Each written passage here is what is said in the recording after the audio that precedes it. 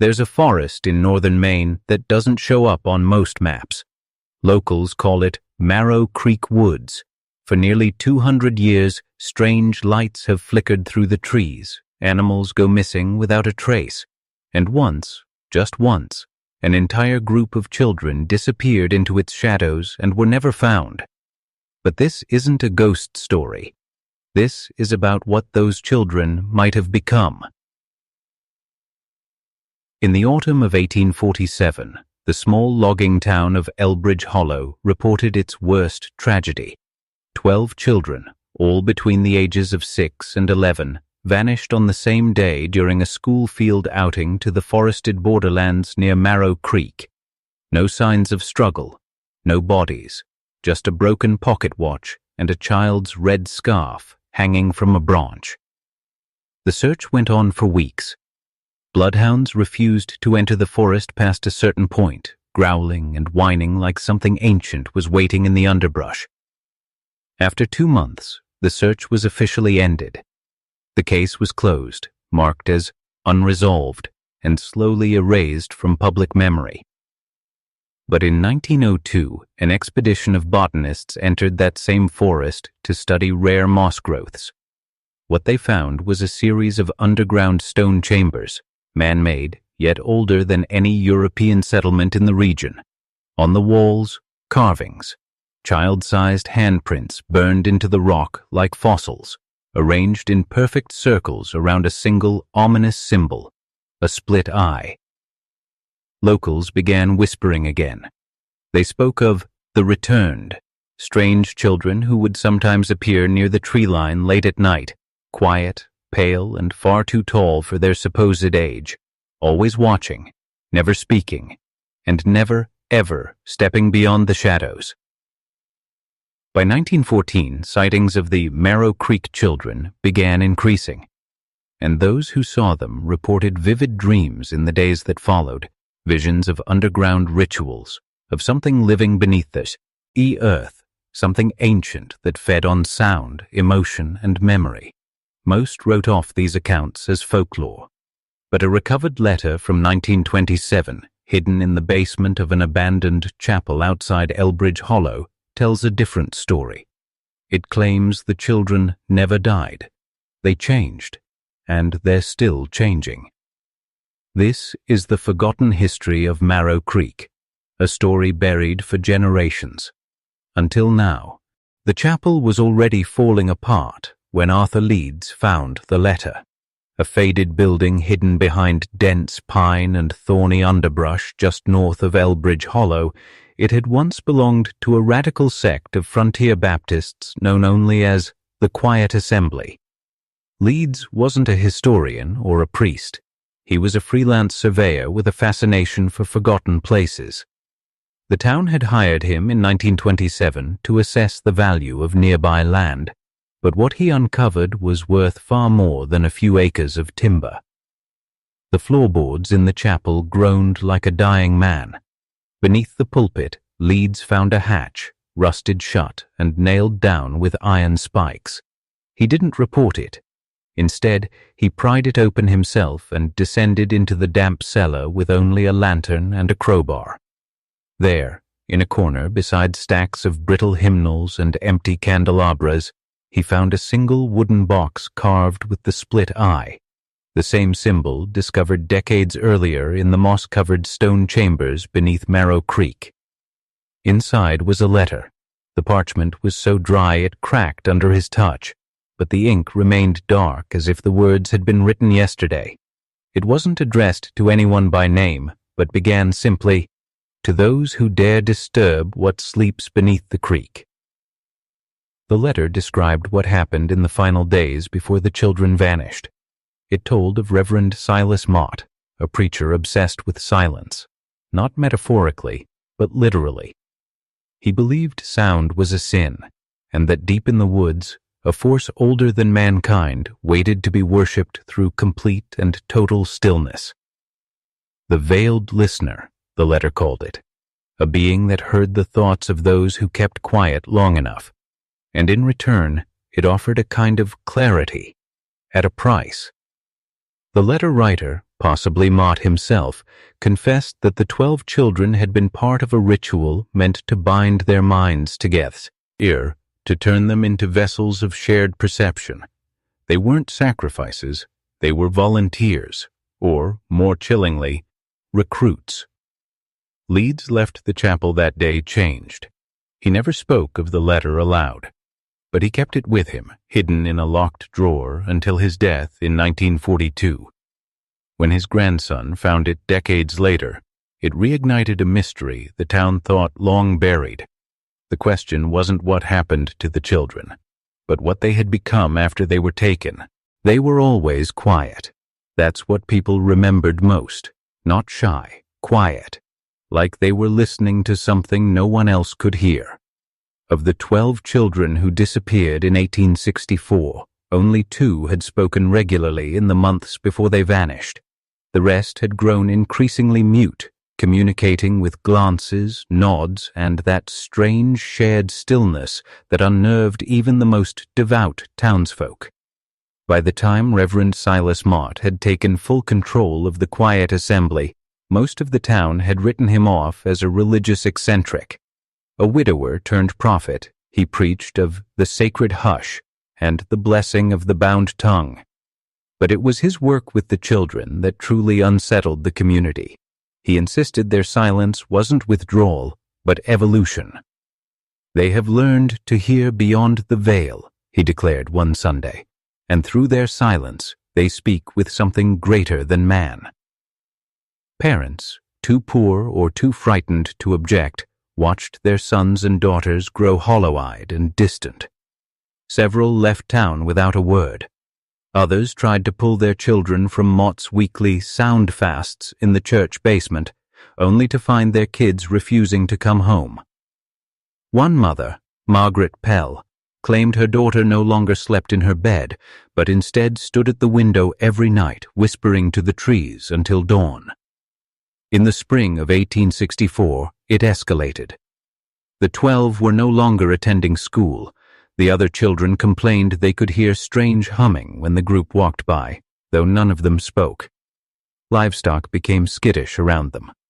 One teacher, a veteran of the Mexican War, told the town mayor he hadn't been that afraid since Veracruz. "Those kids ain't right," he said. "They don't look at you, they look through you." Then came the final Sunday. Reverend Mott gave a sermon that lasted under 5 minutes. No fire, no passion. Just it one line repeated again and again. "They are listening, and we must answer." That night, the children vanished.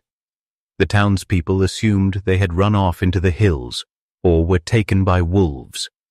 A few believed darker things. The truth, if the quiet assembly's records are to be trusted, is far more terrifying, because those children didn't run. They were summoned. In the weeks following the children's disappearance, Reverend Mott was nowhere to be found. His home behind the church stood empty, every door unlocked, every drawer open. Townspeople found his journal on the kitchen table, a leather-bound volume titled "For the Ones Who Remain." It was nearly full, dozens of pages in his careful hand, all written in the final 3 weeks before the event. But there was something odd about it. The writing, though neat, grew smaller with each passing entry. The final page was barely legible, the script shrunken into a series of vertical lines and scratches that one man compared to insect tracks made with ink. But the most disturbing thing was not the text itself. It was the sound.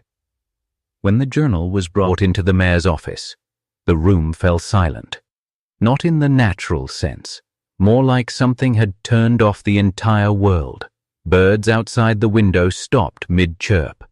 The creak of the ceiling beams vanished. One man said it felt like his own breathing had been muffled. Another swore he couldn't hear the sound of his heartbeat.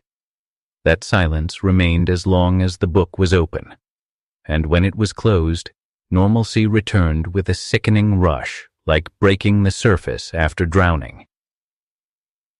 The town's only physician, Dr. Clarence Belton, who had once studied at Harvard, took the journal for examination.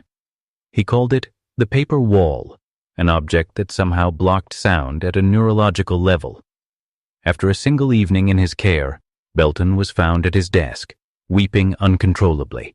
His notes described a frequency that's not a sound, something that lived in the gaps between noise. It speaks, he wrote, but it doesn't use words, and once you hear it, you're not sure you ever really heard anything else. He burned the journal 3 days later, but even fire couldn't silence what it had carried. The mayor's youngest son, who had held the book for only minutes, stopped speaking that night. Weeks later, he vanished from his bed, leaving behind a note written in perfect cursive. "I heard it too. I know where they went." There was no signature, only one faint mark beneath the message. A spiral, drawn counterclockwise, pressed in with such force it had cut into the wood beneath the paper. By the 3rd month, something had shifted in Olive Creek, not just in the air or in the rhythm of daily life, but in the eyes of its people. The town, once filled with nosy chatter and porch gossip, had grown quiet. Too quiet. No one wanted to admit it, but they were all seeing things. Shapes in the fog that hugged the edge of the forest. Children's laughter coming from the direction of the long-abandoned creek. And spirals, drawn everywhere. The schoolteacher found them etched into the bottoms of her students' desks. The general store owner discovered one scrawled across a sack of flour, pressed in with something so sharp it had torn the burlap clean through.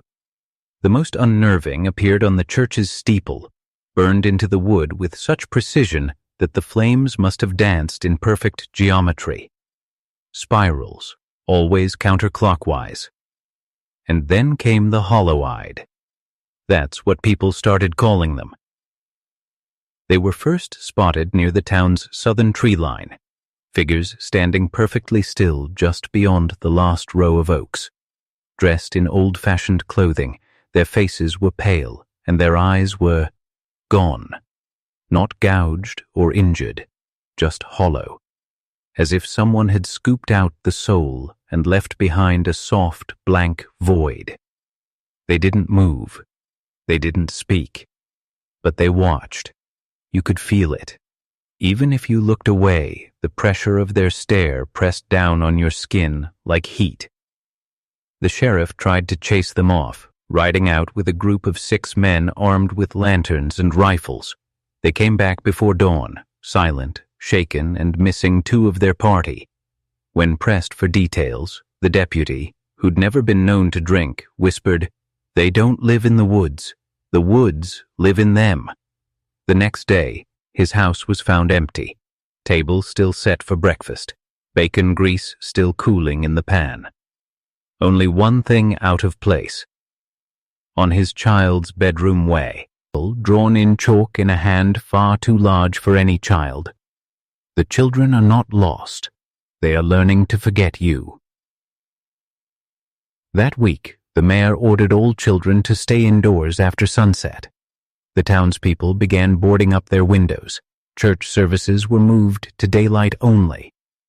And those who once scoffed at the idea of curses began to carry iron nails in their pockets, just in case. It was the town's eldest resident, Agnes Porter, blind in one eye and born during the final breath of the 18th century, who first spoke of the Willowmark Pact. She did so not in warning, but as if reciting a nursery rhyme. Sitting on her porch in her patched shawl, humming to herself, she'd mutter between sips of black tea, "The hollow-eyed don't haunt.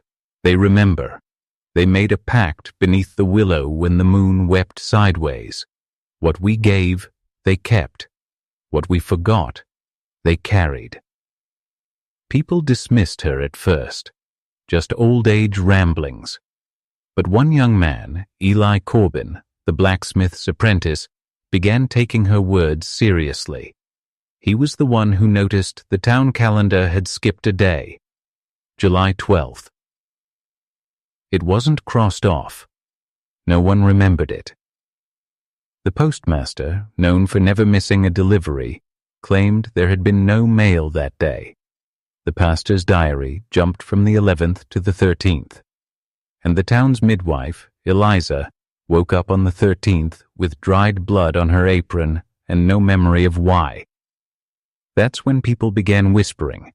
Maybe it wasn't memory loss at all. Maybe something or someone had taken July 12th from them. The town council held a meeting, the first emergency session in decades. They asked everyone to write down what they recalled from the missing day. Of the 143 residents, only 2 claimed to remember anything, and both were children. Each wrote the same word: willow mark. The mayor sent a search party to the base of the hills where the old willow trees stood. What they found was chilling: a massive spiral of scorched earth 30 feet wide, pressed into the grass like it had been seared into place by lightning. Or something far worse. In the center stood a wooden mask on a broken staff, carved to resemble a human face, with the eyes hollowed out. Beside it, buried shallow in the soil, was a satchel containing a faded contract written in bold Latin and an unrecognizable script. The Latin was legible enough to read a title, Concordia inter lumen et umbra, a pact between light and shadow, and at the bottom 3 signatures, 2 unreadable, and 1 matching the hand of Olive Creek's founding father, Benjamin Whitlock.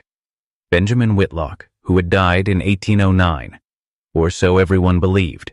The discovery of Benjamin Whitlock's signature on the so-called pact document sent ripples through Olive Creek like a stone dropped in stagnant water. Within hours of the contract's unearthing, Mayor Rutherford ordered the document secured in the town hall archives. But by sunrise the next day, it was gone. Not stolen, erased. The entire archive room was found unlocked, and the heavy steel cabinet where the satchel had been locked stood open. The shelves that had contained the town's founding records, land deeds, birth registries, the Whitlock family Bible, were empty, not damaged, not rifled through, just empty, as if they'd never been there at all. The janitor who discovered the room in that state, Levi Simmons, quit that very morning. When questioned, all he could say was, "The air wasn't right in there, felt like the room was breathing." Desperate for clarity, a few townsfolk went to the church archives, hoping to find duplicates or handwritten notes from the earliest pastors. But the church's basement had flooded, odd, given there hadn't been any rain in weeks. Mold had destroyed nearly every record prior to 1850. Only 1 page survived, half burnt, tucked behind a warped support beam. It read, "We buried the truth for good reason. Let no man dig too deep beneath the roots of Whitlock's folly. The shadow feeds on memory. Reverend Josiah Greaves, 1821. The shadow feeds on memory." That phrase began to repeat across Olive Creek like an incantation. Children whispered it on the playground. A scratched version was found carved into the underside of a school desk. One man claimed it came to him in a dream, written on the skin of a woman without a face. And then, one by one, people who had seen the original contract began to forget they'd ever seen it.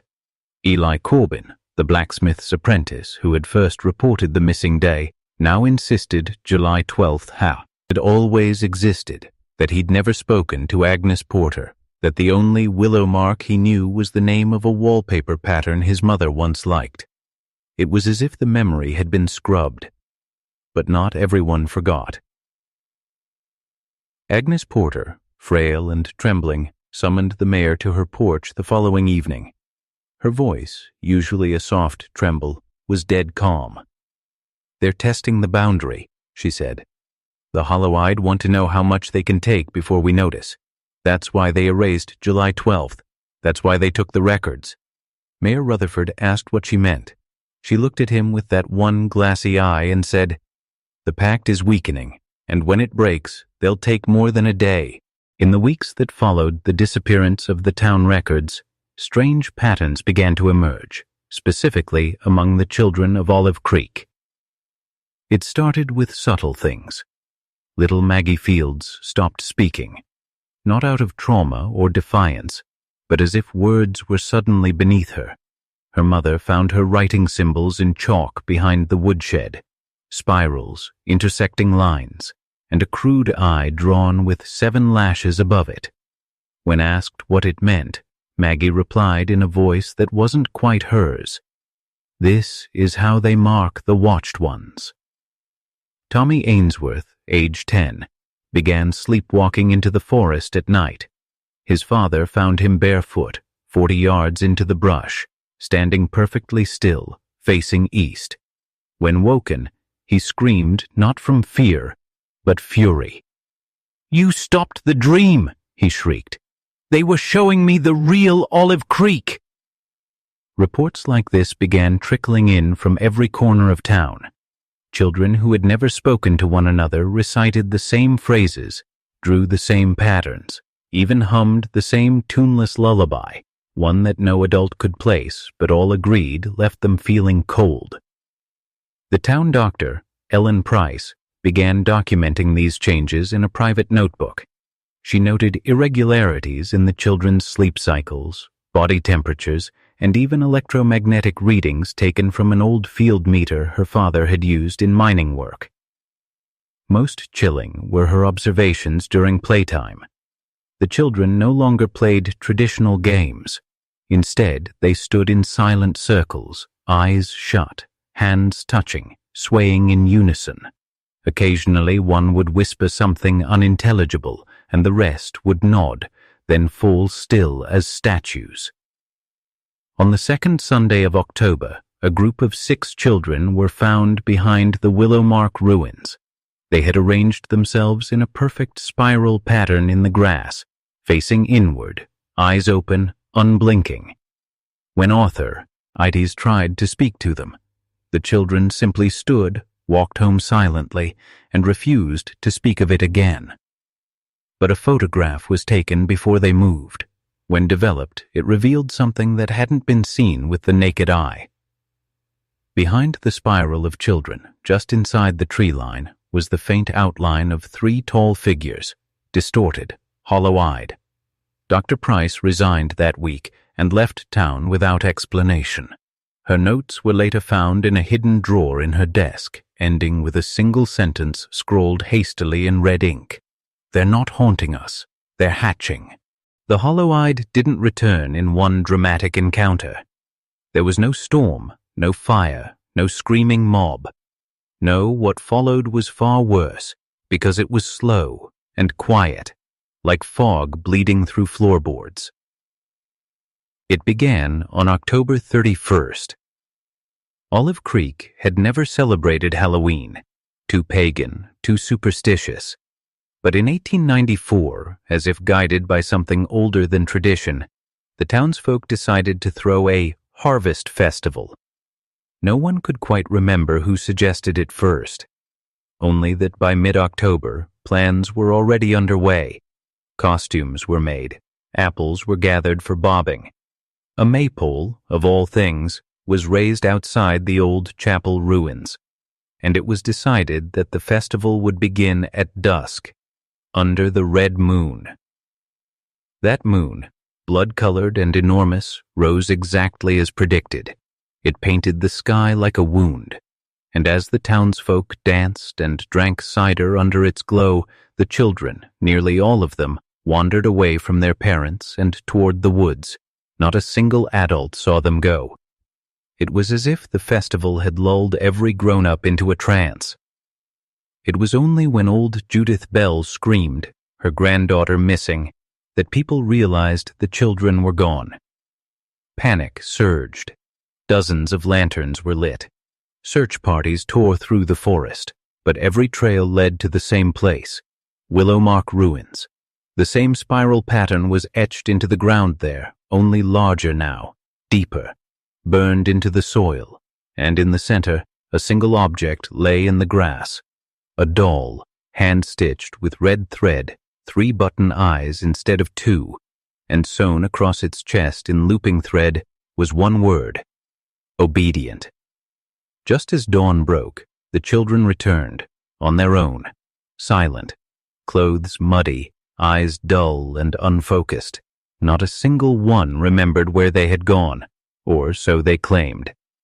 But Maggie Fields began to write again, this time in complete sentences.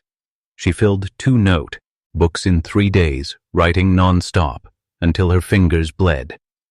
Pages filled with symbols, strange diagrams, maps of the forest with places no one had ever charted.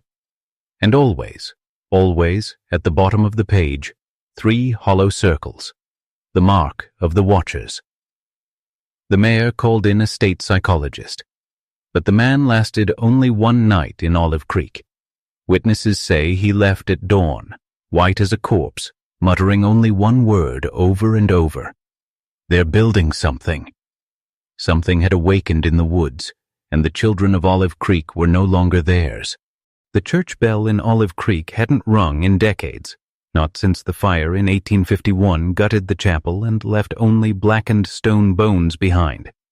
Yet, on the night of November 3rd, 1894, 3 nights after the Harvest Festival, it rang. Once, then twice, then a 3rd time. No one had touched it. No one had gone near the ruins, but everyone in town heard it, clear, metallic, like something rusted forcing itself into the world again. Windows rattled, dogs whimpered. The children, all of them, stood up from their beds in unison. Witnesses would later describe the scene as mechanical. Some said it was like watching puppets pulled by invisible strings. 3 rings, 3 hollow-eyed, 3 nights since the spiral returned. Old Clara Wexley, who had once studied demonology before fleeing her university tenure and taking residence in Olive Creek as a recluse, knocked on Samuel Pratt's door before sunrise. She was trembling, carrying an old iron-bound book wrapped in oilcloth. "We have called something here," she whispered. "Or maybe it was always waiting." Clara opened the book and turned to a page marked with wax. There, in faded Latin and crooked ink, was a ritual called the Third Invitation. It described the ringing of bells not made by man, but by those below, whose arrival was marked by unnatural resonance and the bending of will. Samuel didn't want to believe it, but the signs were aligning. The children weren't just changed, they were rehearsing, practicing steps no one had taught them, drawing things, whispering things, and on the night of the 3rd bell, all 17 of them recited the same phrase in their sleep: "The gate is not a door, it is a name." Clara warned that the hollow-eyed weren't entities in the traditional sense. They were a manifestation, a reflection of the space between knowing and denial, and that once a community became aware of them, they would begin feeding, not on flesh but memory, reason, choice. The triplets, Tommy, James, and Elsie Briggs, began changing first. Their parents said they no longer asked questions, no longer played or laughed. They only sat, stared, and waited. When asked what they were doing, little Elsie said, "We're listening for the 4th bell." No one knew there would be more bells, but now they were counting. The morning after the 3rd bell, a letter was found nailed to the schoolhouse door, not written but etched, as if by some heated tool dragged through the wood. It contained only 4 words. One of them knows. At first, no one in Olive Creek understood what it meant, but Clara Wexley did. She demanded the town gather the children at the chapel ruins against everyone's protest. "We have to find the one who heard the name," she said, her voice hoarse with urgency, "because once it's spoken, it can't be unspoken." 17 children stood in a line in front of the blackened church skeleton, their feet bare, their faces empty. One by one, Clara approached each child with a worn brass pendulum. She spoke in Old Latin. No one knew what she was saying. But at the 12th child, Lily Hargrove, age 9, the pendulum stopped swinging. It froze in the air, as if suspended by some unseen magnetic force. Clara stepped back, pale. Lily blinked once, then spoke in a voice that didn't belong to her. "It is not a name. It is a pattern, and it has already begun." Her father screamed and grabbed her, but she did not react. Her body was warm, her pulse was steady, but Lily never blinked again, not once, for the rest of her life. That night, her drawings were found under her bed. Dozens of spirals, spirals inside spirals, spirals that made your eyes ache if you looked too long. In the center of each, written so small it could barely be seen without a lens, was one word, over and over: Claire. No one in her family was named Claire, but Clara Wexley turned white when she saw them. "It's an echo," she whispered. "A mirror. That thing. It's mimicking me." Samuel tried to burn the drawings. The fire wouldn't catch. They smoked, but would not burn. Meanwhile, Lily no longer spoke. She only hummed, a low, uneven melody that made dogs whimper and adults weep without knowing why. That same melody was later identified in field recordings taken from a psychiatric hospital in 1942, hundreds of miles away, where a patient, who had never spoken a word in his life, began humming that same spiral song moments before he gouged out his own eyes. Olive Creek was unraveling, and the name, the pattern, had already begun replicating itself. 3 nights after Lily's awakening, the dogs began to howl. Not bark, not growl, but howl in unison, long and low, like a funeral song for something still breathing. Every dog in Olive Creek, from the youngest pup to the 3-legged mutt that slept behind the general store, rose in the same instant. It wasn't random, it was coordinated, like they'd heard a signal humans couldn't. Sheriff Miles Carter, already half drunk and grieving the death of his brother from the sickness, loaded his rifle and followed the howling into the North Orchard, 20 acres of dead apple trees strangled by decades of rot and ash. No one had gone near it since the fire. The soil there didn't grow anything anymore, but something had started moving beneath it. The dogs circled the spot near the center, silent now, pacing, alert. Sheriff Carter found a small mound of earth, freshly disturbed. No grave marker, no shovel marks, just a soft swelling of dirt and a metallic scent that raised the hairs on his neck. He ordered his deputies to dig. What they unearthed wasn't a body. It was a chair. A wrought iron chair with restraints built into the arms and legs, rusted but intact. Beneath it, buried deeper in the soil, they found the remnants of old blood-stained cloth and human teeth. A child's teeth, tiny, milk teeth, 30 of them. No skull. Attached to the chair was a brass plaque, so corroded only a few letters remained. ATE, Claire, Model 1. That night, Sheriff Carter locked himself in his office. He didn't file a report. He didn't return home. He burned his uniform and left a single line in his journal. "We never built that chair. That came from before the town." The next morning, Lily Hargrove stood in front of the sheriff's office with a new drawing, folded perfectly into thirds, tied with black twine. Inside was a sketch of the orchard, down to the last rotted tree. At Auschwitz, its center, not the chair, but 3 more. Beneath it, written in her blocky, uneven script, "They will remember what pain made them." People started boarding up their windows after that, and in the hills above town, something started echoing Lily's hum. By the following week, half the town had stopped speaking out loud.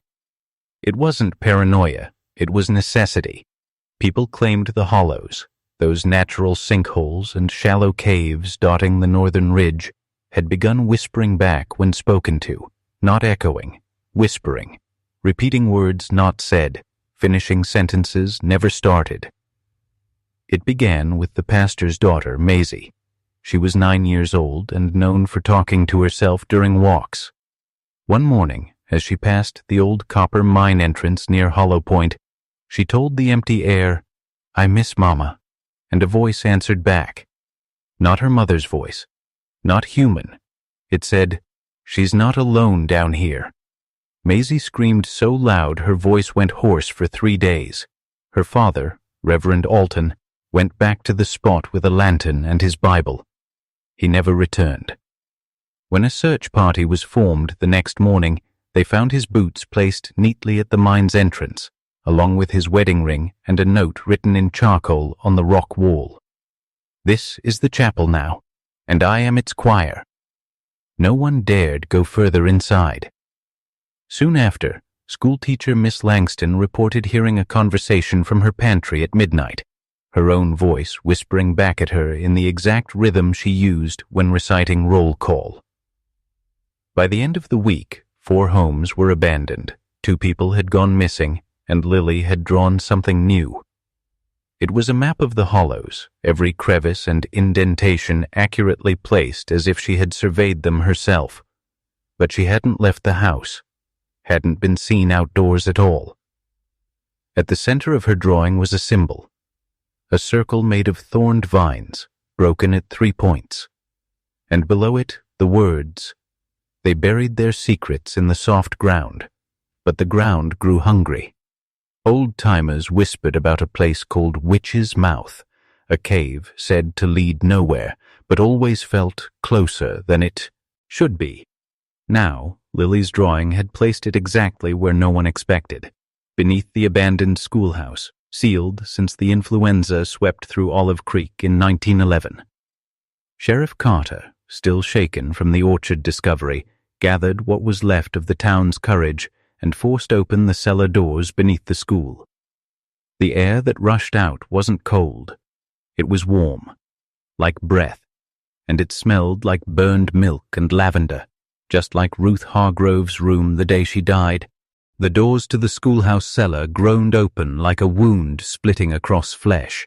Sheriff Carter stepped forward with nothing but a storm lantern and a shaking hand. Behind him stood Deputy Nolan, Lily's father, and 2 local volunteers whose faces were already pale with regret. They expected dust, mold, maybe some old desks or forgotten supplies. What they found were stairs carved from limestone, spiraling down into the earth far beyond the depth of any schoolhouse foundation. "This isn't on the building plans," Nolan whispered. Of course it wasn't. No one built these stairs. They were revealed.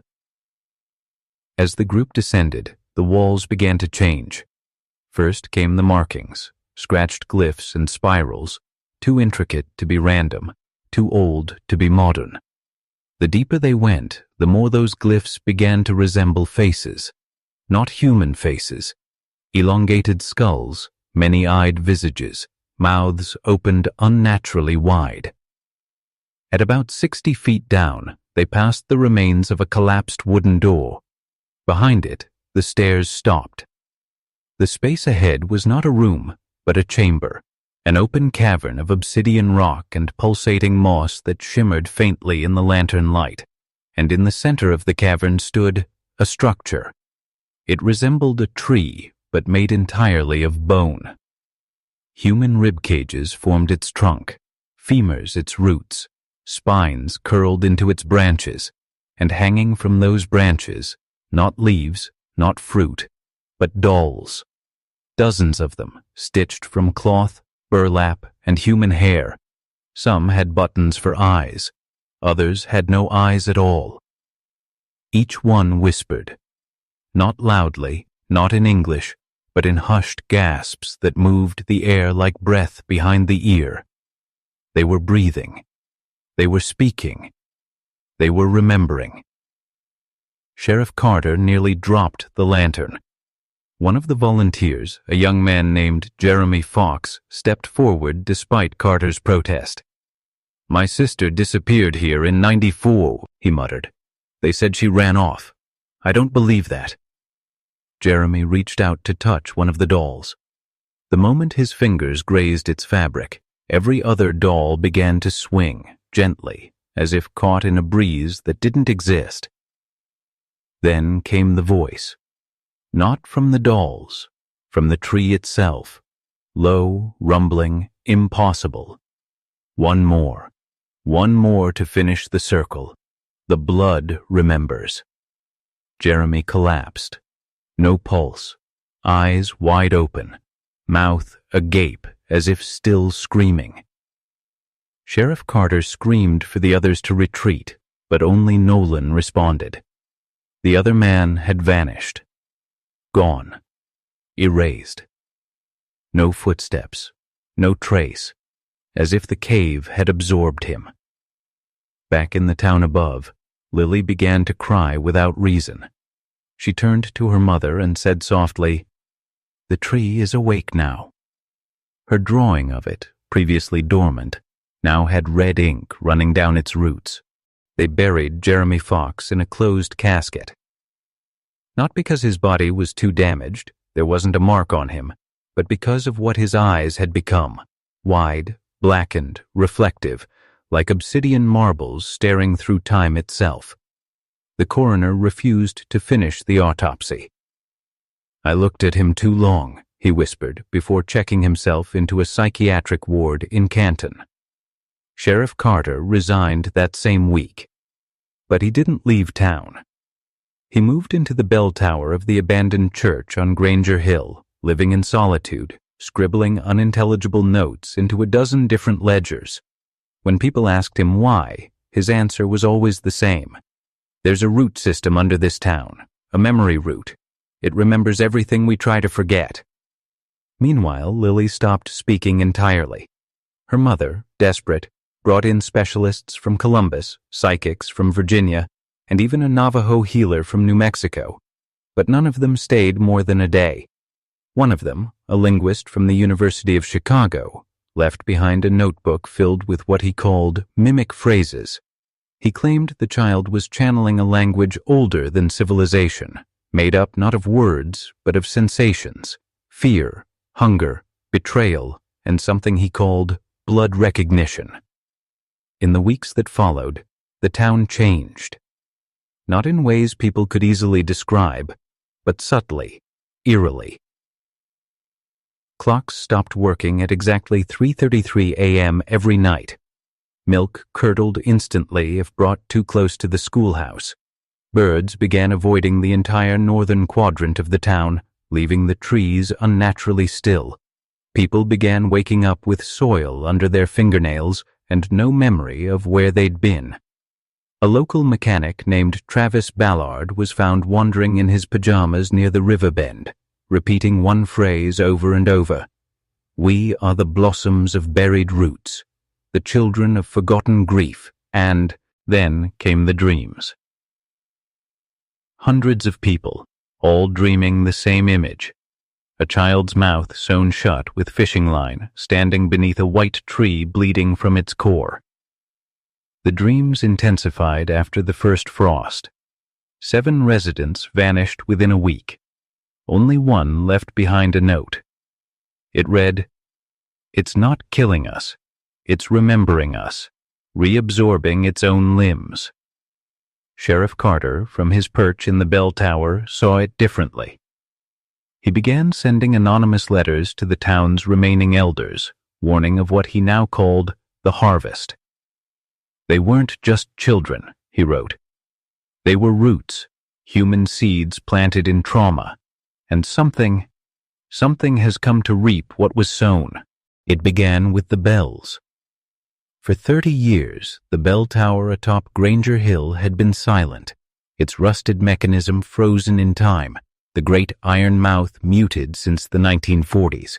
But on the first Sunday of December, just as the sun touched the frost-covered treetops, the bells began to toll.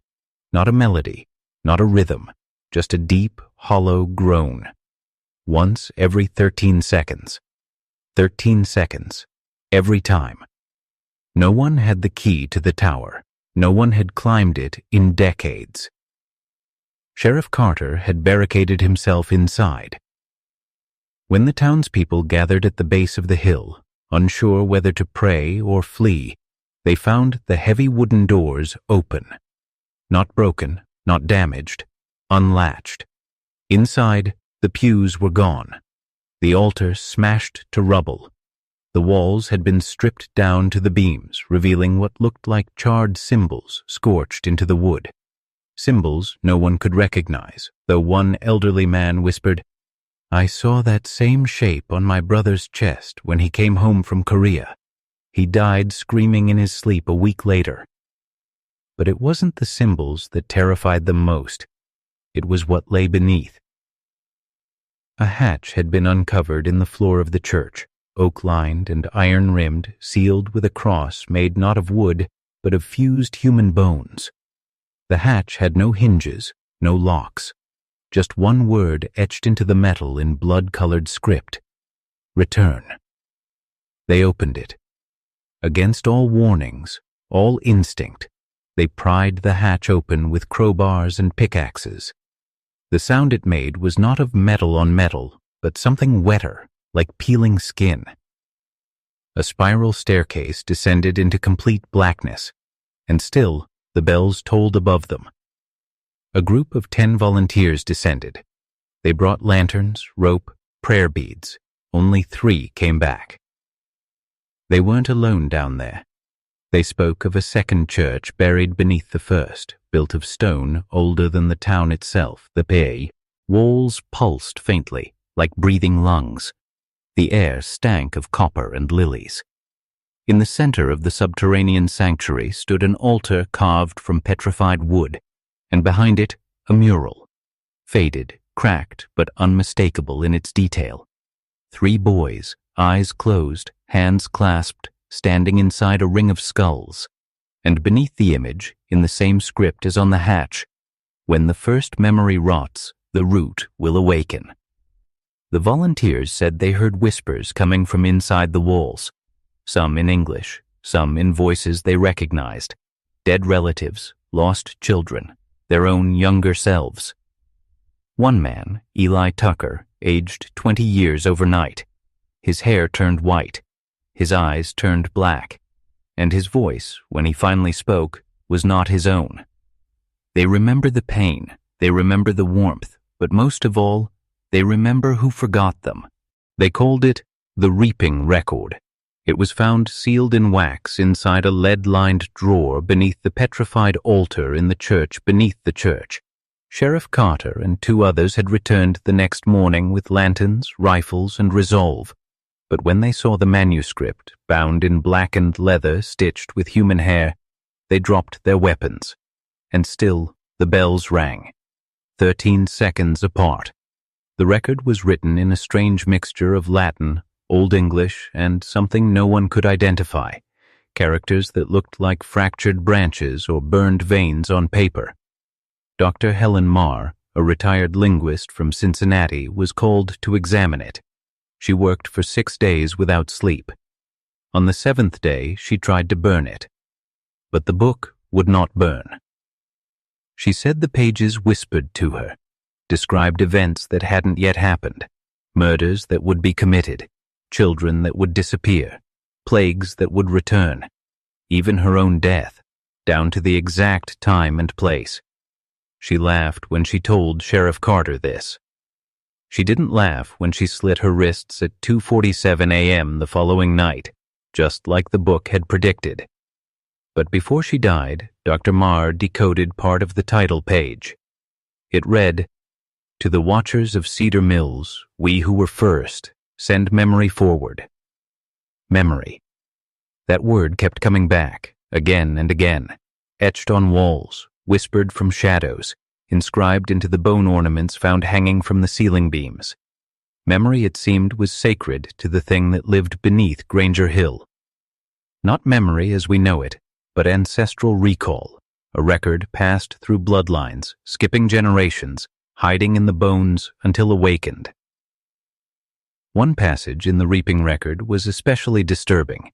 It spoke of the first severance, a moment when the children of Cedar Mills would vanish, their physical forms removed, but their memory cells, vez bound in soil, in root, in stone. It explained why no bodies were ever found, why the triplets seemed to simply dissolve into the landscape, and why the ground beneath the church was never warm, even in the height of summer. Carter read aloud the only full passage translated by Marr before she died. His hands trembled the entire time. The seed was planted in flesh, the root in agony, the fruit in silence, and from silence the harvest shall come, not to feed, but to remember. Something had been planted beneath Cedar Mills, and it was remembering. At first they assumed it was just a structural echo. Old wooden bell towers, especially ones rigged to rotted beams and forgotten ropework, have a way of creaking and mimicking resonance. But by now, everyone in Cedar Mills knew better. The bells weren't malfunctioning. They were marking time, and something was answering. Always 13 tolls, never more, never less. The new priest, Father Lowell, sent by the diocese after news of the reaping record reached the state, insisted it was a relic malfunction. He climbed up into the tower himself the night of July 13th to inspect the bells. He never came down. When they found him the next morning, he wasn't dead, but something had happened to his eyes.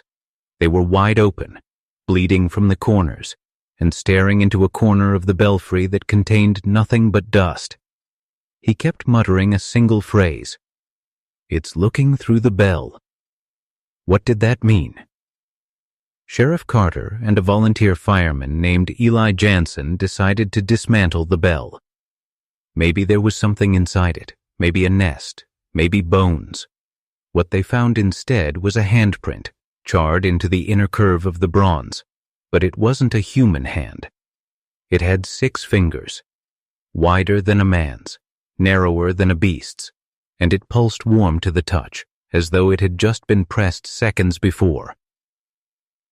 Eli dropped dead 2 days later from an aneurysm.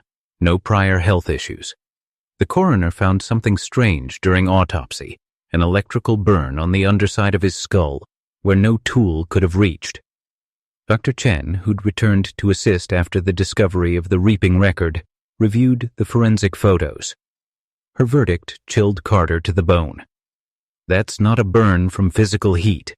That's an internal discharge, like something or someone reached into his consciousness and cauterized it. But it wasn't just the deaths. It was the dreams.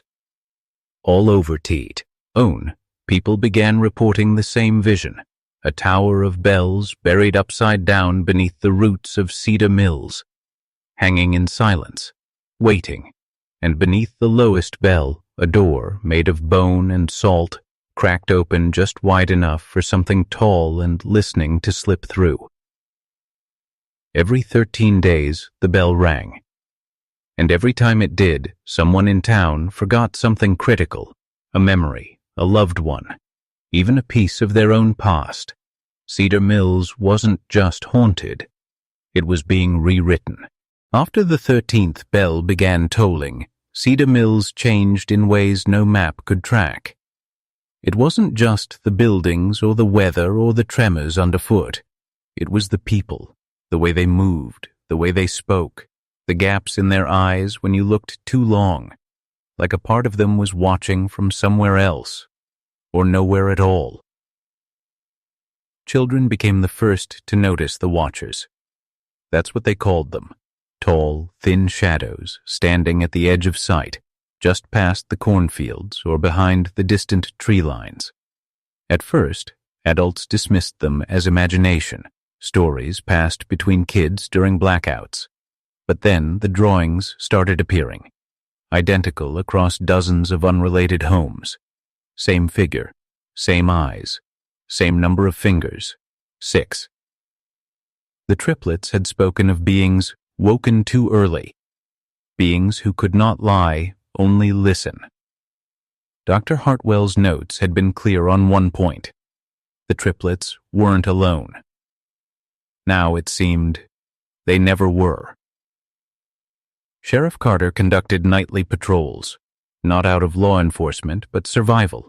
He claimed he could see movements in the fog no one else noticed.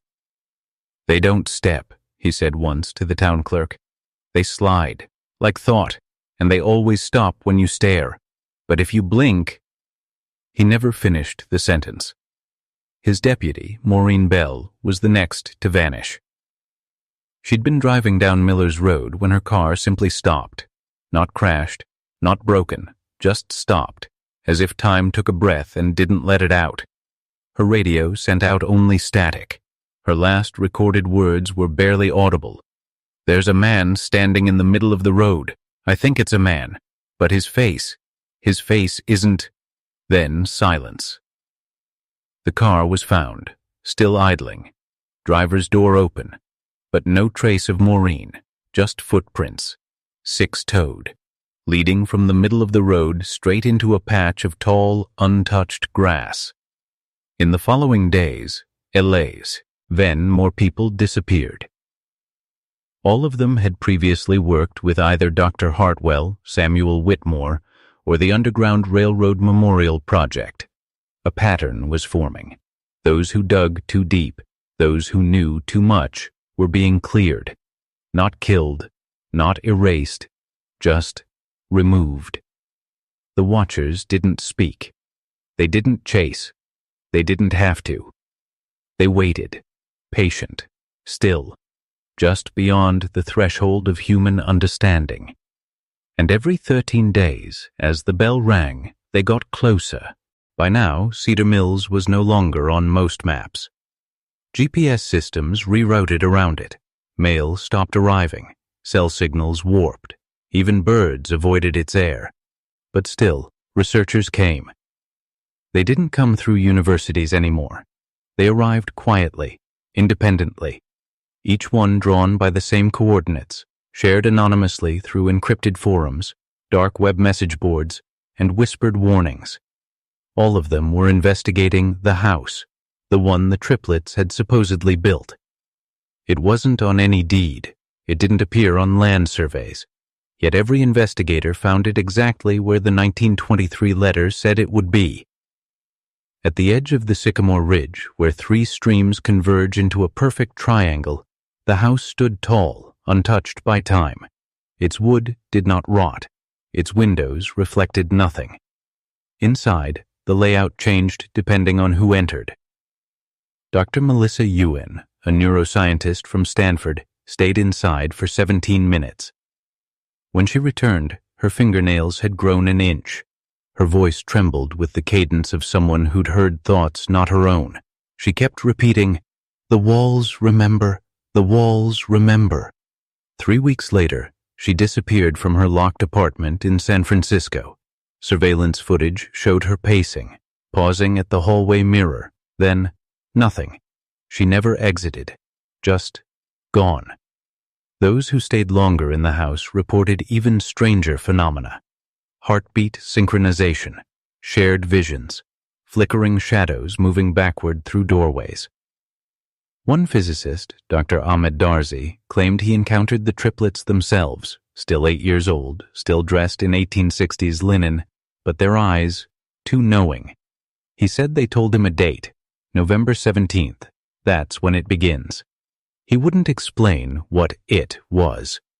He never got the chance. He slit his wrists 2 days after returning home, carving a spiral into his chest that exactly matched a symbol found under the floorboards of the Cedar Mills meeting house, a symbol never publicly released. Security footage of his final moments showed him speaking to someone who wasn't there, or perhaps something that was. Experts reviewing the footage noted electromagnetic spikes during the incident, just like the patterns recorded by Dr. Hartwell in 1863. The House That Listens, as it became known, was sealed by authorities in 2021, after the 5th unexplained death.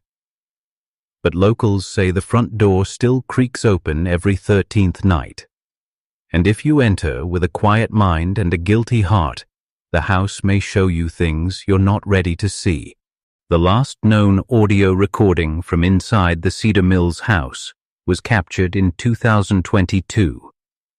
It was never meant to be public.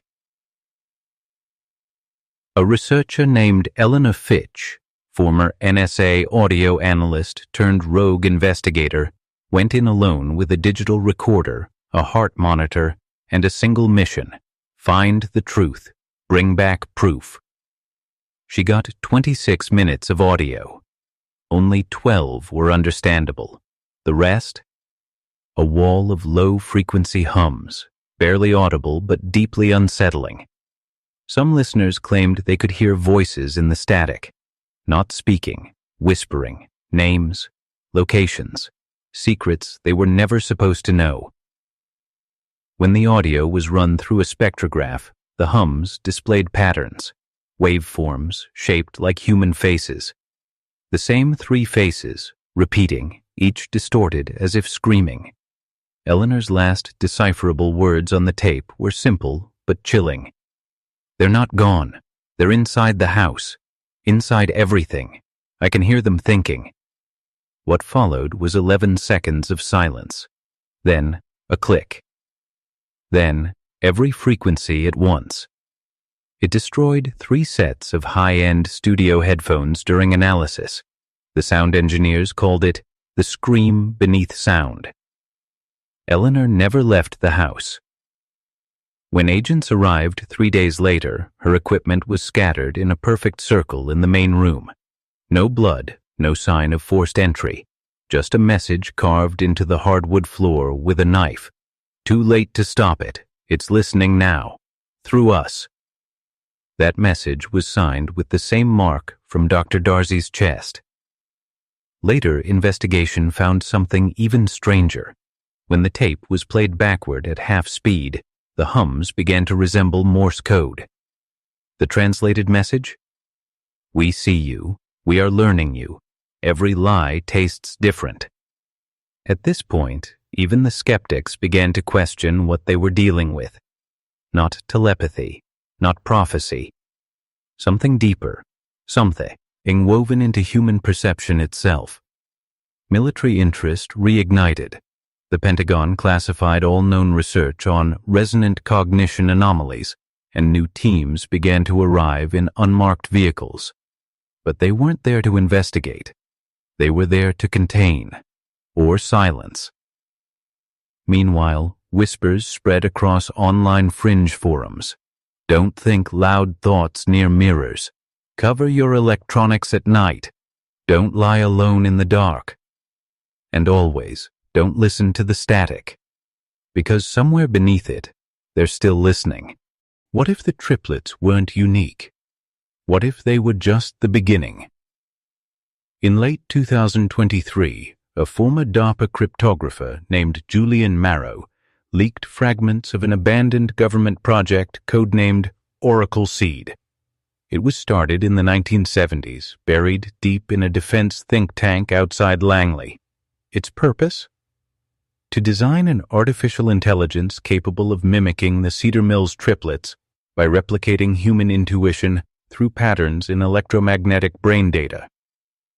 They believed that if the boys could sense deception, betrayal, and even violent intention, then a machine could be trained to do the same, only faster, only colder. Julian claimed the project had quietly succeeded in the late 80s, but no one knew what to do with it.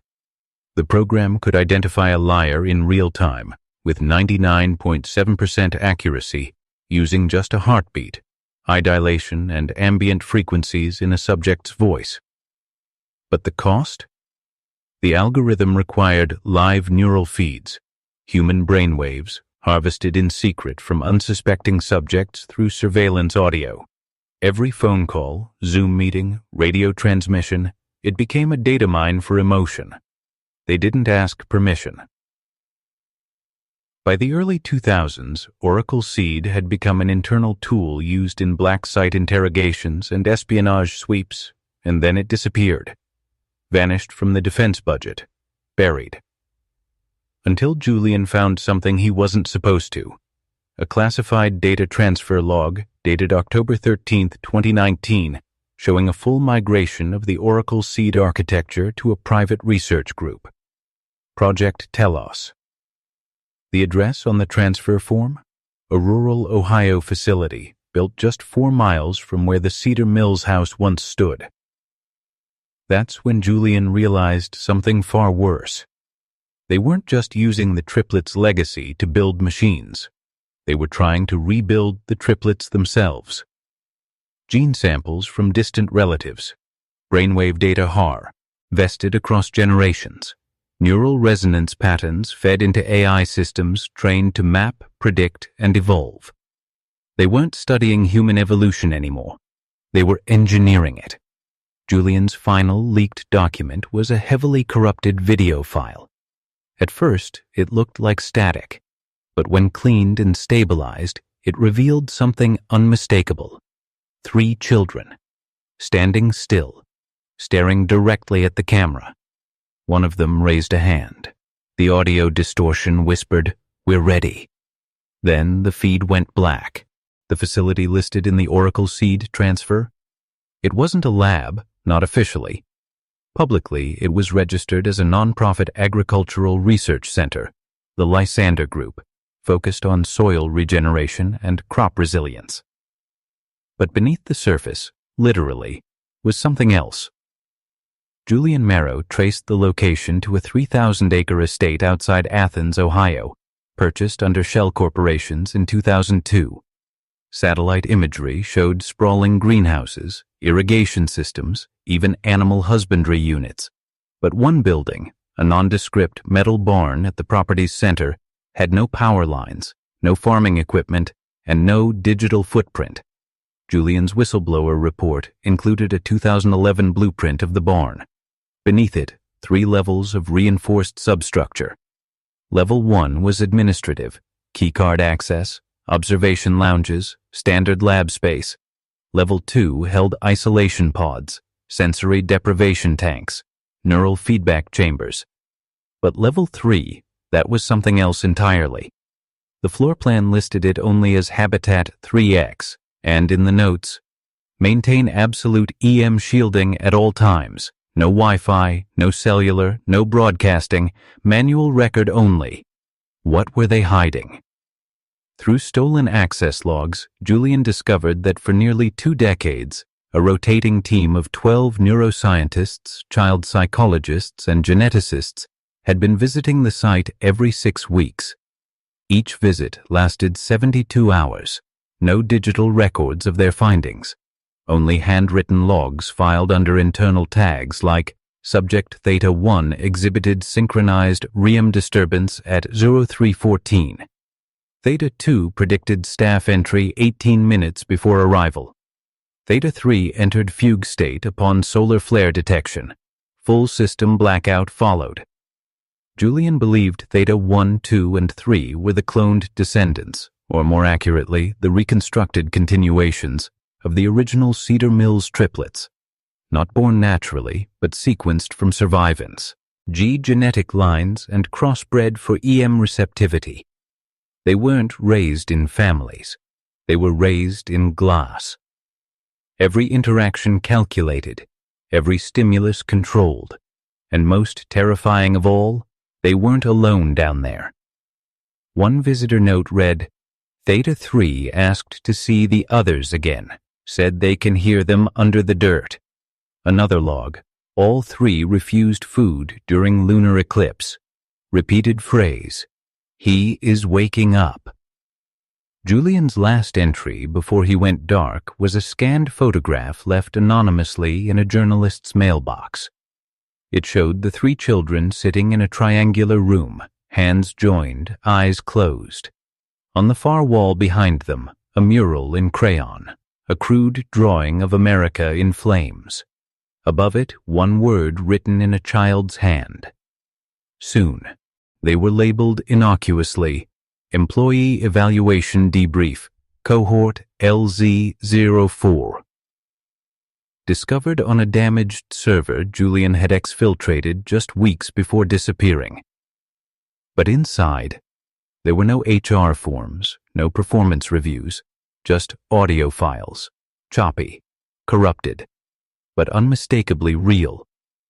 And what they revealed shattered every assumption about what the Cedar Mills lineage had become. The first voice is calm, female, professional, a doctor maybe. Interview log, subject Theta 2, age, variable, commencing at 1732. Then a pause, the sound of breathing. And then, a child's voice, but not playful, not innocent, cold, measured, too precise for its age. "Are we pretending again, doctor? Or do you want the real answers this time?" The interviewer hesitates. "Tell me about the dream, Theta 2. A pause, and then, there was fire. The sky opened. People ran, but they didn't know what from. And in the center of it all was the room, the original room, the one below Cedar Mills, the one they buried but never destroyed." The doctor's voice cracks slightly. "What was in the room?" The boy doesn't answer right away. Then he whispers, "Lazarus." Across 5 separate logs, Lazarus is referenced over 30 times, sometimes as a place, sometimes as a concept, but once as a person. They called him the Echo King. He was born before us, before the Triplets, the first attempt. They didn't understand what they had made, so they buried him. A second log, dated 6 weeks later, contains something even more disturbing. Theta 3, the quietest of the 3, breaks protocol. He asks the interviewer a question. "Do you think thoughts have weight, doctor? Enough weight to bend time, to fold memory into reality?" The doctor nervously says no, but the boy corrects her.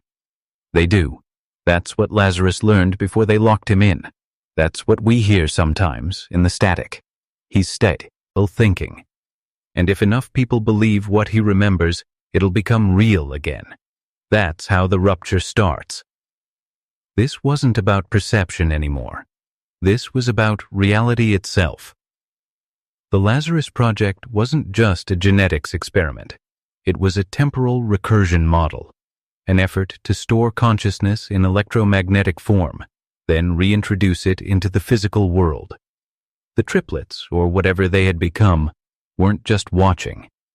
They were waiting for the day Lazarus would be believed into existence again, not resurrected by science, but summoned through memory, through myth, through fear. One log ends with a whispered phrase, barely audible beneath layers of static. "He remembers being dead. He remembers all of us." And the file corrupts, almost like something didn't want it heard. There is one final file, encrypted, obscured, hidden inside layers of obsolete code from the 1980s, an era when the world thought data security was just floppy disks and firewalls. Julian had labeled it Watchtower, Final Directive. When decrypted, it wasn't a document. It was a video, grainy, black and white, time-stamped March 3rd, 1981. A government briefing, not military, not intelligence, something older. A man sits in front of the camera, unnamed, late 50s, face partially in shadow. He speaks calmly, like someone who's said this 100 times before, but his eyes, they carry something else. Fear. If you're watching this, you've made it to the final stage, which means the threshold event is either imminent or already unfolding.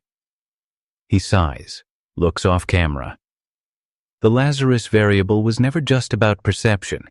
It was about narrative dominance, the ability to overwrite collective reality through neurological consensus. Cedar Mills wasn't the origin. It was the detonation point. He leans closer. The static deepens. We tracked the bloodline, all of it, every descendant, every echo.